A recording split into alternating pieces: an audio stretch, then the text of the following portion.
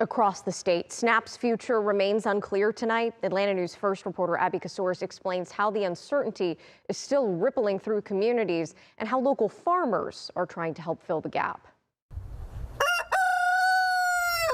On a quiet street in Mableton, fresh greens, lettuce and herbs fill every inch of Alicia Williams' backyard garden. You know, I call my garden the cardboard garden, urban farm, tiny but mighty. A farmer's desire runs deep.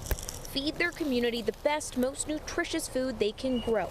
But with weeks of uncertainty around SNAP benefits, many worry families won't have the means to buy from local farmers anytime soon. It is a big deal. It's not a small thing that people's access to food is changing.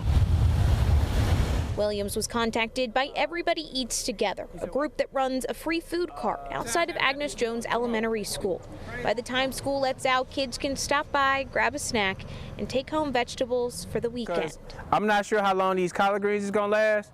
You might want to make sure that you grab some. You want to grab them now, you want to grab them later? I'll grab them now. Founder Sean D'Angelo Walton says even with Friday's court ruling, families are still bracing for empty grocery budgets. I hope that we as a community come together. The Georgia Budget and Policy Institute says more than 1.4 million Georgians rely on SNAP, including 640,000 children.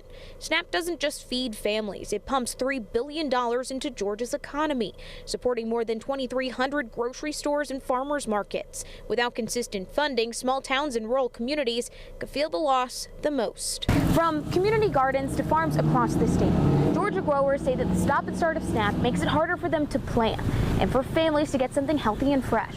I hope it's just encouragement that your community cares. For now, the goal is simple. Keep families fed until federal help fully kicks back in.